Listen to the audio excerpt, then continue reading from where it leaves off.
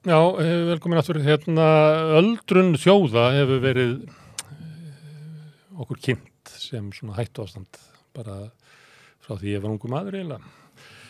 Gylfi Magnússon hingað kominn, þú hefur verið að skoða þetta og mér langar að því að þetta búið að vera lengi í gangi og sumuleyti var þetta hluti af kosningabaráttunni síðast. Það voru sérstaklega ríkisstjórnarflokkarnir voru að tala um að við ætlum að undirbúa okkur undir öldrun þjóðarinnar eitthvað svoleiðis. Er þetta minna mál heldur má ætla af umræðinni? Já, þetta hefur allavega þróast töluvert öðruvísi heldur en spáð var ef við kíkjum 10 eða 20 ára aftur í tímann. Þá voru allar spár þannig að íbúar landsins yrðu að meðaltali eldri núna heldur en þeir eru og hlutfall þeirra sem eru komnir af vinnumarkaði aldursvegna væri orðið hærra en það núna. Já, en við erum alveg jafn gömul og svo var spáð. Já, það má eiginlega kannski segja að þjóðin hafi elst svona nokkurn veginn í takti við spár eins og kannski lögger ráð fyrir. En íbúar landsins, þar hefur þróunin verið önnur og skýringin er þá auðvitað innflytjendur sem að hafa verið miklu fleiri heldur en spáð var og þeir eru að jafnaði miklu yngri heldur en þeir sem að fyrir eru í landinu. Flestir sem koma til landsins eru kannski á 30-aldri, örlítið yngri eða örlítið eldri en það. Mjög fáir sem koma aldraðir og það er þá auðvitað fyrst og fremst kannski Íslendingar sem hafa búið í útlöndum eru að snúa heim en þeir sem komi hingað til að vinna eru ungir og þeir eru eiginlega allir á vinnumarkaði. Og þetta skiptir miklu máli. Þetta skiptir miklu máli þegar við erum að horfa á það oft þegar að bera saman Bandaríkin og Evrópu, þá kemur þetta oft til tals að Bandaríkin séu svona með heilbrigðari svona líffræðilegri stöðu. Já, það er alveg rétt að Bandaríkin eru í betri stöðu heldur en Evrópa, reyndar er staðan dálítið mismunandi eftir því hvað Evrópuland við horfum á. Tiltölulega slæmt til dæmis í Þýskalandi og Ítalíu. Og ef við förum út fyrir Evrópu þá er staðan mjög erfið í Japan. Það er svona einhver hluta vegna samherjarnir úr seinni heimsstyrjöldinni eru illa staddir hvað þetta varðar þó ég held nú að heimsstyrjöldin hefur ekki skýrt það mál. En þetta er auðvitað tölverð áskoran því að þeir sem eru á vinnumarkaði þeir búa til vörur og þjónustu fyrir alla. Þannig að þeir eru hlutfallslega fáir að þá er svona meiri brekka að sinna þörfum allra. Og þá má eiginlega segja að Íslendingar hafi fengið það sem við getum kallað lýðfræðilegan happdrættisvinning því að hlutfallið á vinnumarkaði er mjög hátt núna. Það er svona það bil 60% íbúa landsins er milli 20 og 64 ára sem er eiginlega það hæsta sem hefur nokktíma verið. Á Íslandi. Já, og þetta hlutfall hefur farið hækkandi í ríflega hálfa öld. En nú eru sem sagt öll teikn á lofti að það fari lækkandi. Hér? Já. Ekki á þessu ári? Nei, það gerir reyndar, tölurnar innflytjendur, það er ruglamyndina og spátnar. Spátnar hafa ekki gengið eftir. Til dæmis Hagstofan spáði fyrir það bil áratug ákveðnum tölum fjölda þeirra sem væri á aldrinum 20-64 ára og spáin vannmat töluna ríflega 20.000 manns sem er meira heldur en íbúar Akureyrar þannig að þróunin hefur orðið allt önnur heldur en spáð var en eru menn að spá því að þetta fari á þennan veg þar að segja að aldraði verði sífellt hærra hlutfall af þjóðinni og það er þá áskorun bæði út af því sem gerist á vinnumarkaði og svo líka vegna þess að aldraðir hafa náttúrulega ýmiss konar þarfir sem það þarf að mæta og það getur náttúrulega tekið aldrei í að manna til dæmis bara hjúkrunarheimili og borga fyrir þann rekstur og annað sem aldraðir þurfa. Þá þarftu líklega að lokka hingað fólk til þess að vinna á öldrunarheimilum. Já, og það hefur nú kannski engin beinlínis verið að vinna í því en samt hefur það einhvern veginn gerst þannig að hingað hefur streymt fólk og þetta er ekki allt þess að vinna á öldrunarheimilum. Það er fjölmargir að vinna í ferðaþjónustu til dæmis en hún hefði nú ekki getað vaxið með þeim hraða sem hún óx nema vegna þess að hingað streymdi fólk og svo er þetta fólk víða náttúrulega í ýmiss konar þjónustustörfum, fyrst og fremst störfum auðvitað sem að kalla ekki á íslensku kunnáttu. En er það þannig að þjóðir standi frammi fyrir því að öllu óbreyttu þá eldast þjóðir og það verða færri til þess að vinna fyrir öldruðum og náttúrulega barnunum.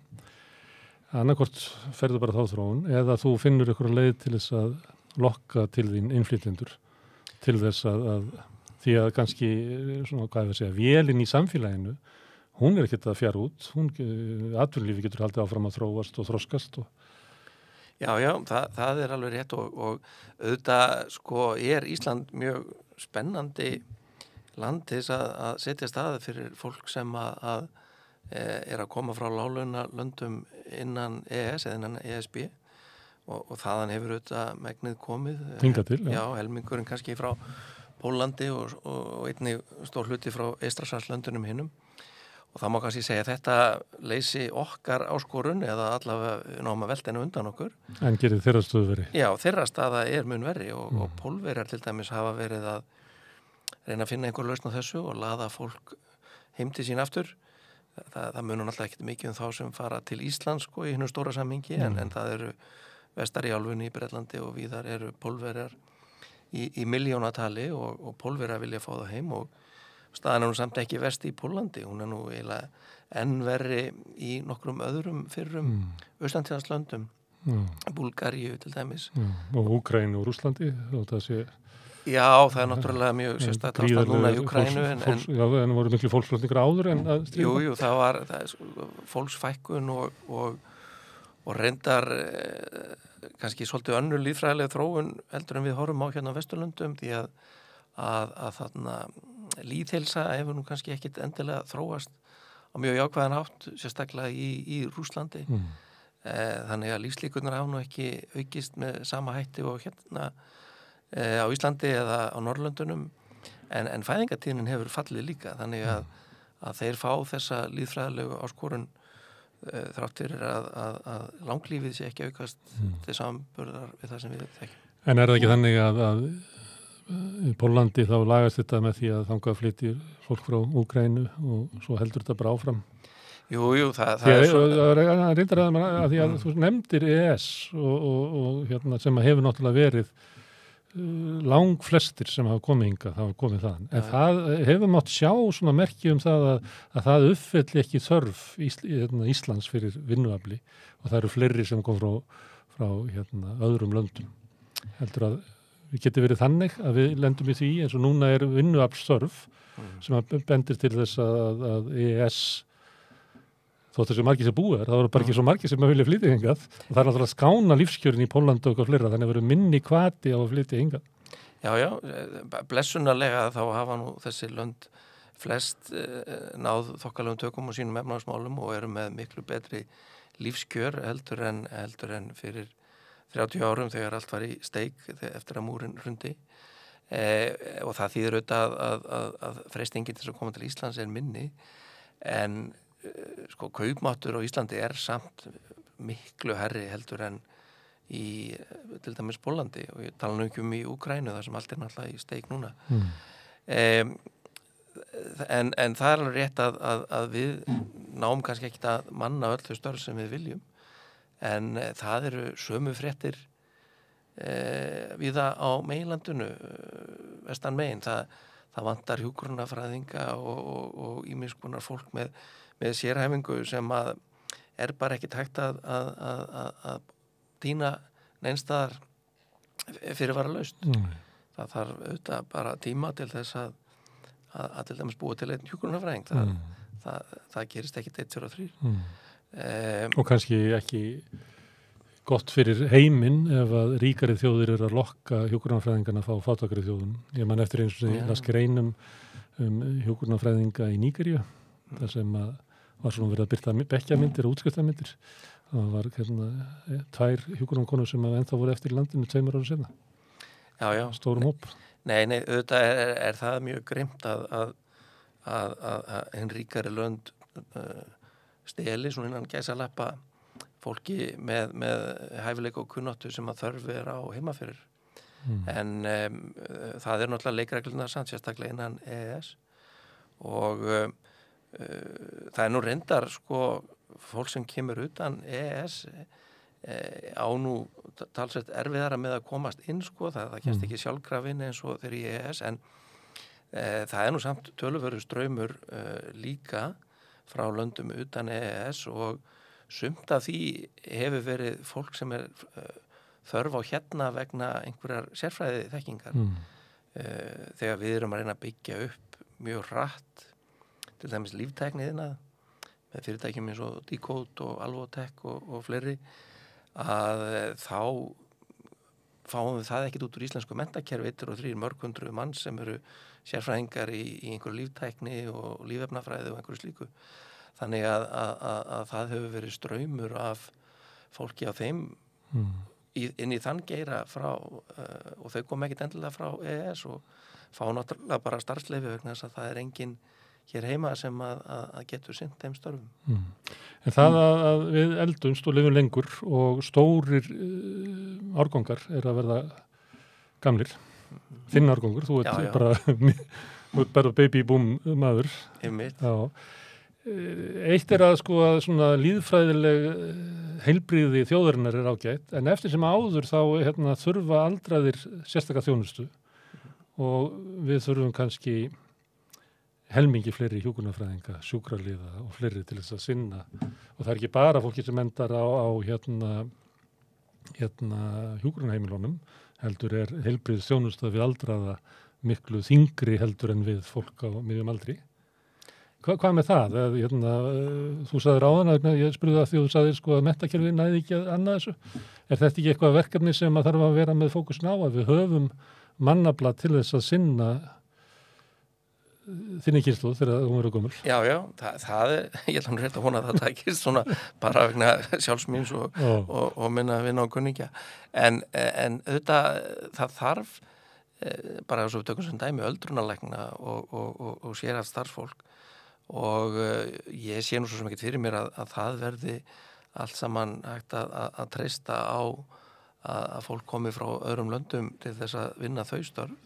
Þannig að við þurfum að mennta fólk til þess að sinna því og svo þarf við auðvitað með tíð og tíma að leggja meiri pening í öldrunarmál, ekki bara hjúkrunarheimili, þetta líka félagsþjónustu fyrir aldraða og ýmislegt annað. Styrkja heilbrigðiskerfið vegna þess að það er meðferða þyngd verður meiri eftir sem fólk eldist, sem er almennt og kannski það er ekki bara á öldrunardeildum, það er bara út Já, það gerir það sko, þegar að útkomun með kannski 1000 manna á tíræðisaldri, það tekur nú í að þjóna þeim hópi með ýmsum hætti, vonandi mjög vel, en það er bara bæði mjög dýrt og mjög mannaflega frekt og alveg fyrirsjáanlegt vandamál, því að þessar tölur innflytjendur, þar breyta eiginlega ekkert því hversu margir verða á 8-ræðis og 9-ræðis og 10-ræðisaldri á næstu áratugum, því það er bara nánast bara eins og klukkan tifar sem sýniði hvernig þeim fjölgar. Við þurfum að undirbúa okkur undir það, en við erum ekki góð í því að undirbúa okkur undir nokkuð skapalötu á Íslandingar. Nei, Varstu þetta einhverju sem benda það sem við undirbúa okkur vel fyrir? Já, nei, við erum nú náttúrulega eins og vel er þekkt, sko, er motto þjóðarinnar þetta reddast og kannski reddast þetta eins og annað en manni liði nú mun betur ef að það væri einhver skýr áætlun og stefnumótun til tiltölulega langs tíma. Það má nú samt segja að sko við höfum svo sem náð einum fleti nokkuð vel sem er að byggja upp lífeyriskerfi. Við getum nú alveg verið sæmilega sátt við það, þó að þetta megi gagnrýna hitt og þetta í lífeyriskerfinu, þá er það svona þegar á heildina litið eitthvað sem við getum verið sæmilega bara ánað með og rundar öfundsverða með að við stöðum margra annara. En sko lífeyriskerfi gerir svo sem ekkert annað heldur en að færa pening á milli kynslóða og sjá til þess að þeir öldruðu hafi kaupmátt. Lífeyriskerfi gerir ekkert sjálfkrafa, sko, leysir ekkert önnur vandamál. Þannig að það þarf að taka ákvarðanir það. En við vorum fyrst og fremst að ræða heilbrigðiskerfi og annað slíkt. Við vorum ekki að ræða framfærslu þeirra sem eru komnir á vinnumarkaði, sem að bendi til þess að við erum í landi sem erum í lífeyrissjóðskerfi. Já. Sem getur ráð fyrir að sé að einhver liti leyst mál. Já, það er allavega stefnir ekkit inn eina verulega krísu þar. Herðu, við máum fara aftur að innflytjendunum, að því að nú er búið að vera mikil heit umræðu innflytjendur. Og tala flóttamanna vandamál og eitthvað svoleiðis. Þú talar að þessi happafengur að fá fólk á 30-aldri hingað. Er þetta að meta það? Hvað við græðum innan gæsalappa á hverjum innflytjenda sem hingað kemur, þar sem við þurfum ekki að kosta æskunans og hann á kannski 30-40 ára eftir á vinnumarkaði?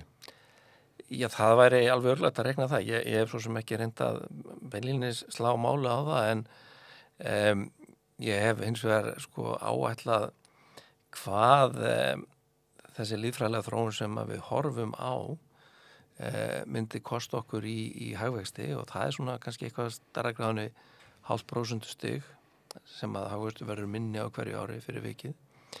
Þannig að ef að okkur tekst að vinna gegn þessari innlendu líffræði með innfluttum fólki að þá væri kannski það 0,5% ekki lengur í hættu.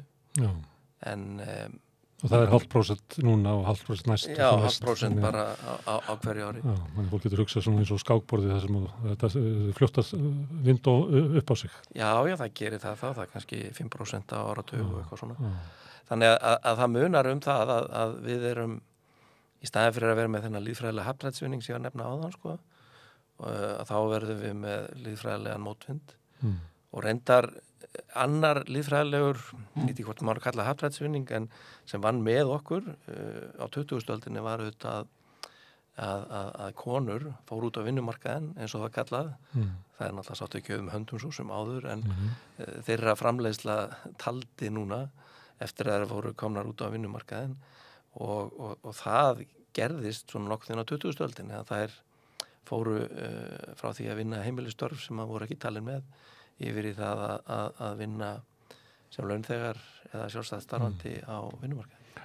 Og þeir hagfræðingarnir reiknuðu það sem ábata fyrir landsframleiðsluna verður þessi töldu ekki með þegar það voru heima. Já, það sýnir nú eiginlega bara hvað þessi mælikvarði sem að hagfræðingum er nú svo tamur sko, verk landsframleiðsla er gallaður. Þetta er svona eitt galli og á þeim mælikvarða að heimilistörfin voru ekki metin til 4.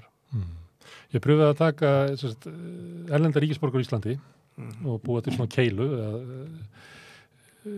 í samanburði við íslenska ríkisborgara og munurinn á þessum vinnualdri eru 36.000 manns sem að sko koma aukarlega inn í keiluna. Þetta er náttúrulega þetta skiptir alveg feiknarlegu máli.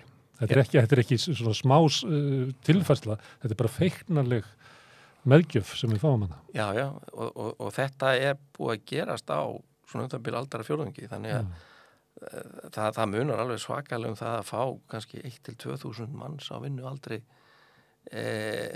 umfram það sem að þarna ella hefði orðið og það bætist við á hverju ári og reyndar sko 9.000 það sem hafið þessu ári. Já, þetta ár mun ábyggilega slá öll met og reyndar árið fyrra gerði það líka, þannig að það er ekkert að hæga á þessum innflutningi sem að bendir til þess að þó við Íslendingar hvörtum undan hinn og þessu þá þykir þetta nú mjög spennandi land fyrir allavega einhverja sem að þannig hinga koma.